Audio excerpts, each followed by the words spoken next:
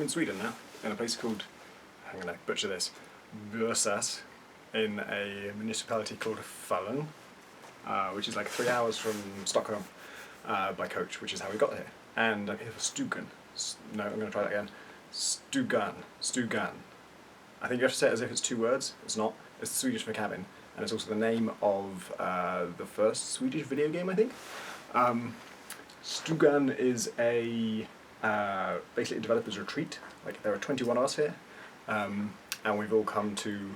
It was described as a cabin in the woods, which may be true, but it's more specifically a ski resort in the woods, but during summer, so there's no snow. And like on our first night, we went up a hike on a ski slope that had no snow on it, which is basically a hill, but with beautiful like alpine forests everywhere and a lake. And I'm just looking over there, and there's like cloud in the forest. There's cloud in the forest. That's really cool. It is quite a gloomy day. It's been raining all day. It's going to rain for the next few days. The weather is like variable, but actually it's warm, so it doesn't really matter. Anyway, I'm here to work on heat signature. Stugan is a thing that you apply to. It only started last year. This is the second year they've done it, and they select certain people. 21 of us, it turns out. Kind of based on like what projects they want to see happen. They want to kind of like help games to get made.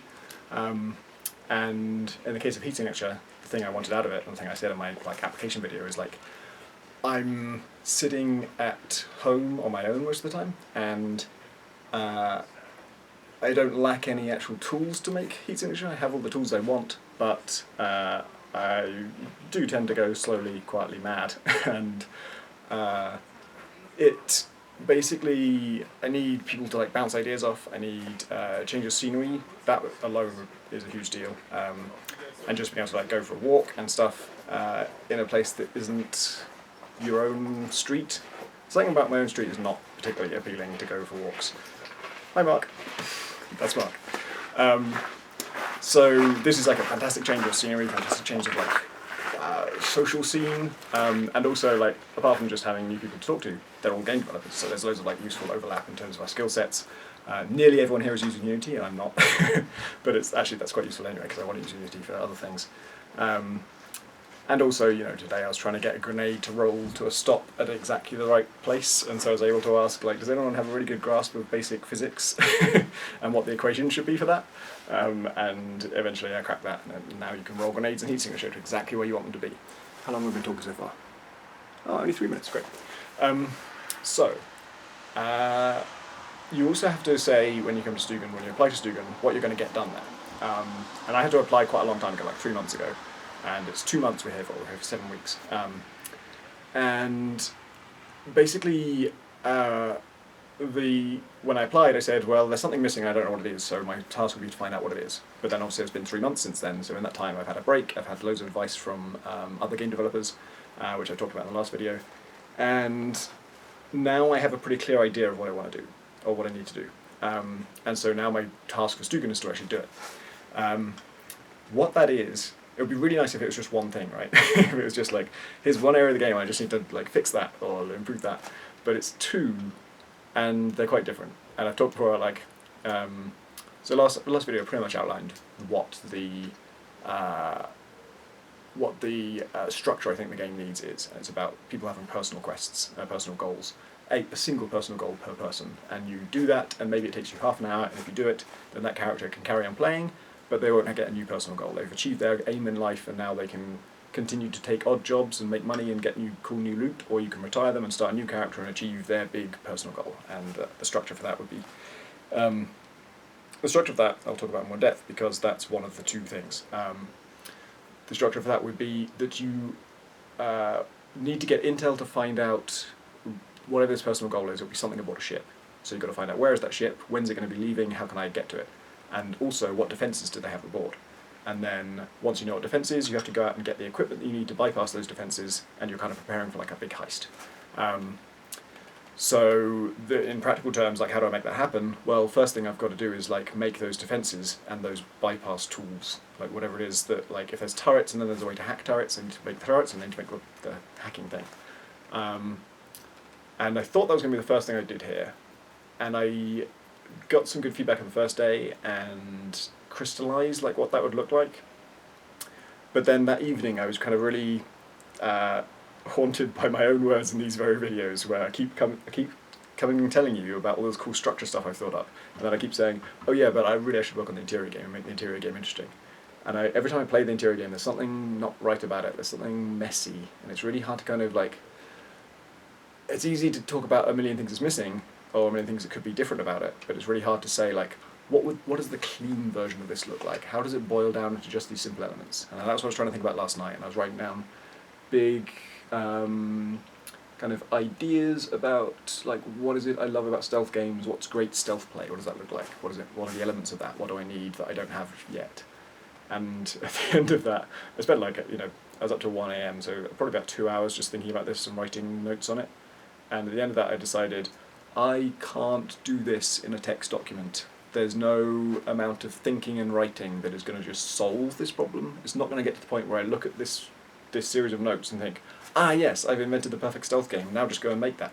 It's going to be an experiment. This is structure, I feel I can reason about intelligently, because I've made a bunch of structures for Heat Signature, and many of them didn't work out, and I know why, and I know why the bits that did work, worked, and I've talked to other people about it, and they've played it, and we've got loads of data, we've got loads of raw experience, and we've explored avenues, and we've closed them off, and we've opened up new ones, and so I can, the processing, the design, writing, the crystallizing is something I can do without having to build every single idea I have. For making great stealth play aboard a small randomly generated ship, I don't have those tools, I don't have enough experience. I haven't tried lots of avenues and then abandoned them and learnt why they didn't work. Everything that's in there is everything I've tried. I haven't tried much. It's just quite a basic stealth game. And it's not bad. Like I think the combat's satisfying. Needs a bit of polish, obviously, but like the core of a really satisfying like wrench smack is in there. We've got the dash in there now that I was talking about before, and that's working really well. John Roberts came up with a great idea for how you aim it. I was going to have auto aim, and I tried that and I didn't like it. And he said, well, why don't you have it, you manually aim it, but it goes into slow-mo when you're aiming it. And that works great, that's really good. So I came to the conclusion that I need to experiment with other mechanics for the interior game. How does it become, like it's not a brawler, so that dash thing doesn't like complete the game. Like that's not like, okay, now combat is done, so I don't have to worry about that. To be a stealth game, you need to avoid the enemies. I need to make the enemies good enough that you have to avoid them to some extent.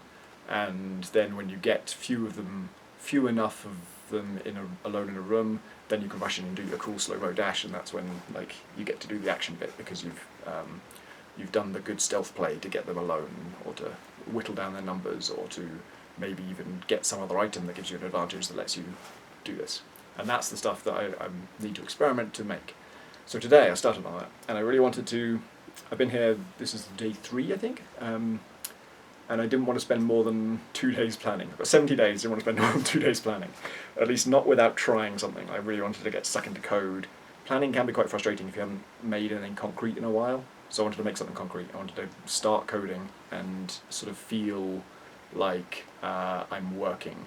And working on code when you're making things that you successfully actually implement and then get to play with is really energizing and gives you a sense of purpose, and it's great. So I did that today, and it went super fast. I didn't have good ideas, like I say, of like I've got to do this and then this will fix stealth. So I just started adding stuff that I've been planning for ages. So first thing was armoured guards. I don't know how many times I've said like, oh, what the game really needs is armoured guards who can't be hurt with melee and conventional guns, so that you have to avoid them and you have to think your way around them and you have to like set them up so they get blown up or maybe sucked out into space, right? Those are all the cool things you can do in Heat Signature that you never have to do at the moment, because every guard is also vulnerable to just being smacked with a wrench or shot. So I just made armoured guards, and it took like fucking 7 minutes. It was so easy. And I even like, one of the complications of making those was going to be like, oh, but then I've got to make like a stagger state for when they get hit. No, it turns out I've already done that. I don't know when I did it, but apparently if you shoot someone and I disable the code that makes them die, they get knocked back. That just already happens. It's just like the physics makes it work. So they're in, and then the next thing I thought was like not related to that and not really any particularly intelligent addition to that. teleporters. I've been thinking about teleporters for ages, and that's one where I just knew instinctively, like, that's going to be so easy to code. It's going to be literally like, when you activate a teleporter, look at the mouse's position, make that the player's position, and with one quick check to make sure it's like empty space and not a wall. Because I'm not Splunky and I'm not going to kill you for teleporting into things. Actually, does Splunky kill you for teleporting into things? It has a certain amount of leeway where it will try and find some free space, but I think if it can't, it just does telefrag you, basically. So I made that. That was trivially easy, and it's immediately cool. Like, it's so good just to find an item and think, oh, I've got a teleporter now, and there's this group of guards, and I don't want to barge in, like, I don't want to open the door that's right in front of them. I'm going to teleport behind them so that I can come round from the back and use the other new item Tom helpfully added today, grenades. We've got dead packs in there for ages, and dead packs aren't that useful right now because they breach the ship, and breaching is not super necessary, although the armoured guards help a lot with that and make it more useful. But what I really want is like this versatile explosive item, and an explosive can have traits just like guns do. Guns can be rapid fire, silenced, shotgun spread, and any combination thereof. Explosives will be on a timer, or proximity triggered, or remote detonated, or detonated on contact. And when they blow up, they can breach the ship like jetpacks do, or they can just kill everyone in the room, or in the blast radius, or they can knock out everyone in the blast radius. And then additionally, I want to let them be sticky, optionally. Like, so that's another thing. Like, this one is timed and it's sticky, or this one explode on impact and sticky wouldn't make much sense because we wouldn't really care that it's stuck. But but other than the obvious contradictions, you would be able to find a grenade that has any matching of those properties. Hey, Robbie. Hello. So those are in. I haven't done all those traits. I've done like they can be concussion grenades or they can be frag grenades, which kill them without breaching. I guess I can do breach grenades pretty trivially because I've already got the code for det packs. They're all on timers at the moment. I think it'd be easy to do impact stuff. And right away, like, this was, I think in total I spent like 4 or 5 hours like solid work today, where I was really actually coding and not thinking. I was thinking while I was coding. I wasn't coding without thinking. And that already has led to like, I've got mosquitoes on me even though I'm wearing insect repellent. Already led to like an emergent tactic that I hadn't thought of, which is that situation where you've got a cluster of enemies and a door in front of them, and you don't open the door because they'll all see you, and you can't. You've got a grenade that can take them all out, but after you open the door, that ship has sailed. There's no opportunity to roll a grenade in and then wait for it to go off. And if you ran away, they would chase you, so they'd be out of the blast radius. But if you also had a teleporter, and the corridor behind them actually leads back into the ship a bit and doesn't have a door and it goes around a corner, which it turns out is a surprisingly common thing that my ship generator makes, then you use the teleporter to teleport around the hook of the corner so they can't see you still, and then you've got a clear kind of like funnel to toss a grenade in, and it'll bounce all the way down and then arrive in the room and it'll take them all out. And that's awesome. That's like, I mean, emerging gameplay might be too strong a word for it, but a grenade didn't roll down a hill, but it bounced down a corridor after you used a teleporter. And combining those things in ways that like that just turns out to be really valuable and really interesting and unpredictable. I didn't know that would work. And I'm starting to realise it was really dumb to just plan all this content. I've got so many plans for like different item types and all this stuff, and not like scattershot like, oh, here's a million different ideas, but like concepts like those explosive things where I know the core type of item, and I know the traits that can be applied to it, and I know the combinations that are valid and the combinations that aren't, and I know more or less how to code all those, and I just haven't. I've just thought, like, well, content's not the important thing. I've got a wrench, I've got a gun, that's all you can need, and a det pack. I've got one thing of each type, so I thought basically that's the prototype, and then everything else has to work before it's worth putting content in. But no, you fucking idiot. Content often makes a game work. When content is actual, like, meaningfully different gameplay mechanics, then of course that dramatically changes the game and makes it richer and deeper and more interesting in all the ways that I need the interior game to be. I've been sitting here with a game that has 3 weapons, wondering why it isn't deep. So, that all of which is to say, I think I'm on the right path, and I'm having great fun doing that, and it will be a mess. I'm going to make loads of different mechanics, and they'll probably clash with each other and render each other invalid and stuff, but once I've made that mess, there's going to be loads of fun, emergent things that I didn't know about, and there's going to be loads of things that work out to be really valuable and more valuable than I expected. There'll be things that are much less valuable than I expected. But from that mess, it's going to be so much clearer what the game is. Like, when I want to make pared down, clean version of that, it's going to be so easy to see, oh, you should cut this, and you've got to make sure that the ship doesn't generate a room that makes it trivial to solve with this item, and that's data. That's exactly what I'm lacking, is the experience of having played a game that has all these mechanics in it, and then figuring out which ones are good and which ones can be scrapped.